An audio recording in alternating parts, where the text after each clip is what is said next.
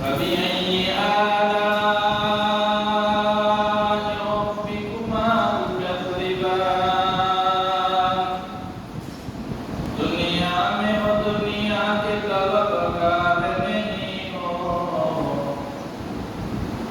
दुनिया में और दुनिया के तलबगार नहीं हो बाजार से गुजरा हो खरीदार नहीं हो बाजार से गुजरा हो खरीदार नहीं हो তুমি কে শুরু যাদের উপর হজ ফরজ হয়ে গেছে কিন্তু আমরা হজ করতেছি না আমরা উমরা করতেছি ফরজ আছে কি হজ করতেছি উমরা ভাই আর ইবনে আব্বাস রাদিয়াল্লাহু তাআলা قال قال رسول الله صلى الله عليه وسلم وهو يعده يغتنم خمسا قبل خمس حضرت ইবনে আব্বাস রাদিয়াল্লাহু তাআলা থেকে রওয়ায়াত তিনি বলেন রাসূলুল্লাহ সাল্লাল্লাহু আলাইহি ওয়াসাল্লাম নসিহত করার সময় বলতেছিলেন ও আমার সাহাবায়ে কেরাম শুনো তোমরা ইবতানি খামসান পাঁচটা বিষয়কে তোমরা গনিমত মনে করো পাঁচটা বিষয়কে তোমরা গনিমত মনে করো ইবতানি খামসান ক্বাবলা খামসিন আর পাঁচটা বিষয় আছে জিনিস আছে যে পাঁচটা বিষয় যে পাঁচটা জিনিস তোমার সামনের ভবিষ্যতে তোমার কাছে আসার আগে আগে তুমি যদি এই পাঁচটা বিষয়কে গনিমত মনে করো মূল্যবান মনে করো মূল্যায়ন করো তাহলে তোমার জন্য ভাগ্য ভালো তোমার ফল ভালো আর যদি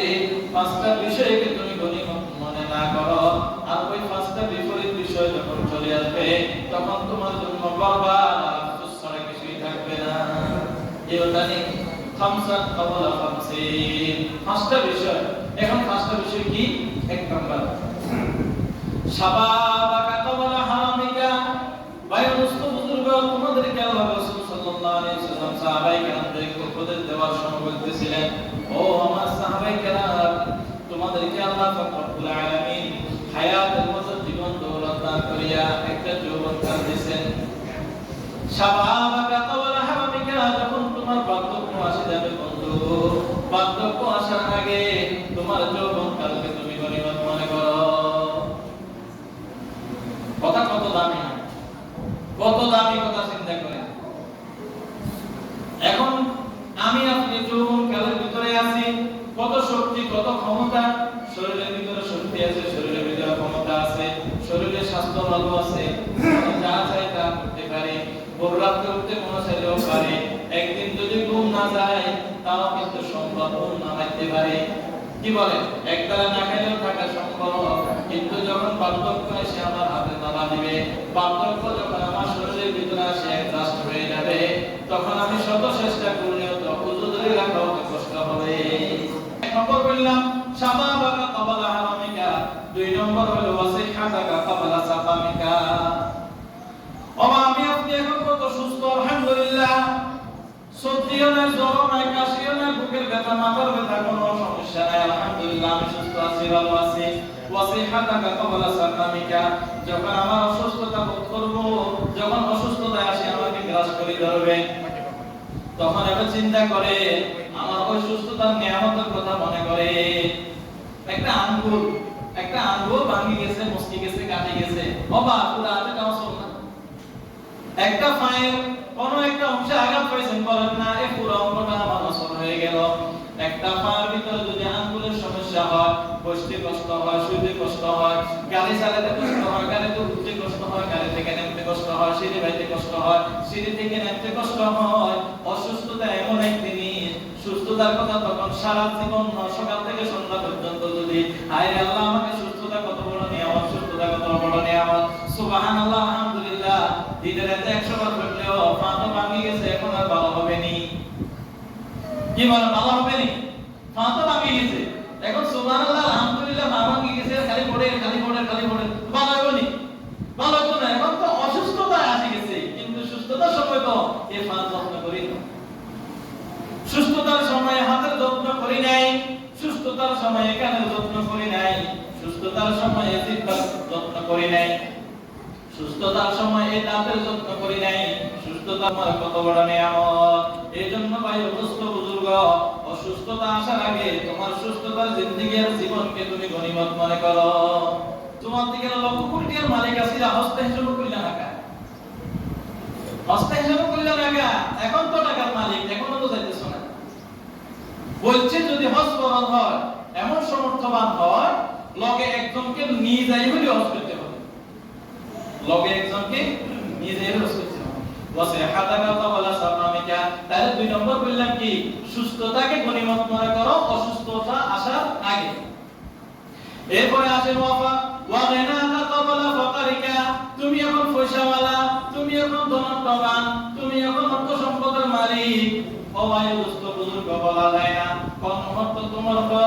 ভূমিকম্প চলে আসে, বায়ুদস্ত বুজুর্গ বলা যায় না, কোন মুহূর্তে তোমার উপর ক্ষেপণাস্ত্র আসি পড়ে, বায়ুদস্ত বুজুর্গ বোঝা যায় না, কোন সময় তোমার গার উপরে আল্লাহ পাক রব্বুল আলামিন নারাজ হয়ে তোমার অর্থ সম্পদগুলো নষ্ট করে ফেলে। বেলার তো নিরে তুই বিকাল বেলার ফকির হয়ে গেল নি। এইজন্য খবরদার, আমি যদি সম্পদের মালিক হয়ে থাকি, আমার এই সম্পদের গনিমত মনে করতে হবে, এটা আমানত মনে করতে হবে,